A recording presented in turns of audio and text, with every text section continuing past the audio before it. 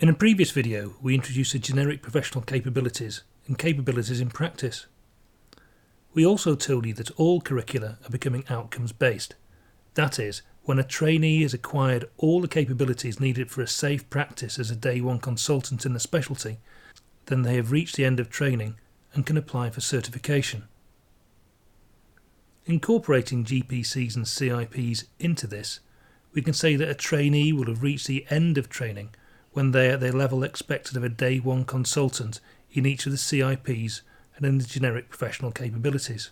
We explained in the video on CIPs how the current model of work-based assessments might not be the right one for an outcomes-based curriculum, and we need an assessment that will compare where the trainee is at the time of the assessment in relation to the end of training in each CIP and the GPC. This gives us an opportunity to move to a meaningful assessment based on the holistic professional opinion of trainers who are working with a trainee at the time of the assessment.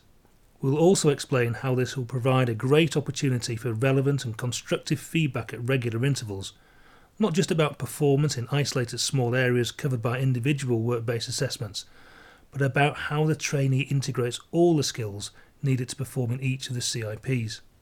The first thing we have to do is compare the performance of the trainee with the endpoint of training. To do this, we develop the concept of supervision levels. These allow trainers to decide how much supervision is needed in each of the CIPs. The levels are 1. Able to observe only. Supervision level 2. Able and trusted to act with direct supervision, either A, with a supervisor present throughout, or B, the supervisor present for part. Supervision level 3. Able and trusted to act with indirect supervision. Supervision level 4, able and trusted to act at the level of a day one consultant, and supervision level 5, able and trusted to act at a level beyond that expected of a day one consultant. And you can see that in essence it charts the development of the trainee from novice to expert, and supervision level 4 in each CIP is what's required and expected by certification. The GMC Excellence by Design document requires assessment to capture excellence in training, and so we have described supervision level 5, able and trusted to act at a level beyond that expected of a day one consultant, something that we only expect a truly exceptional trainee to achieve in any of the CIPs. It's important to understand that reaching the level of certification, able and trusted to act at the level of a day one consultant, is with reference to the syllabus in your specialty. Day one consultants are not expected to be able to do every complex or unusual procedure independently, or to be able to manage every single complication by certification.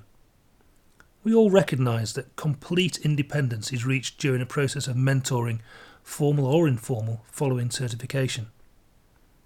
There are examples in all specialties, so please have a look at your own specialty syllabus. Trainers will meet at the midpoint of a placement and towards the end of a placement in order to recommend a supervision level for each CIP. The midpoint assessment is informal and formative to provide feedback to the trainee. The end of placement assessment will feed into the AES report and ARCP. For most of training, a trainee will not have reached supervision level 4 in any of the CIPs, and so trainees need feedback and a plan for how to move towards supervision level 4. Trainers will also identify whether generic professional capabilities have developed to the level expected for that stage of training, and identify any GPCs that require development over the next 3 to 6 months. A trainer will meet with the trainee to discuss the supervision level recommendations and areas for development identified by the multiple consultant report. And this report will be compared to the trainee's self-assessment made using the same tool. We'll show you how to use a multiple consultant report tool on ISCP in another video. In summary, we're moving towards an outcomes-based curriculum. When a trainee reaches supervision level 4 in all CIPs and has acquired all GPCs, then have reached the end of training. A new assessment tool, the Multiple Consultant Report or MCR, allows trainers to reach holistic professional judgments about how much supervision a trainee needs at that point, and provide timely and accurate formative and summative feedback to trainees and inform the ARCP process until they reach, in the professional judgment of trainers, the level required of a day one consultant in that specialty. Please now watch the how to do the MCR video.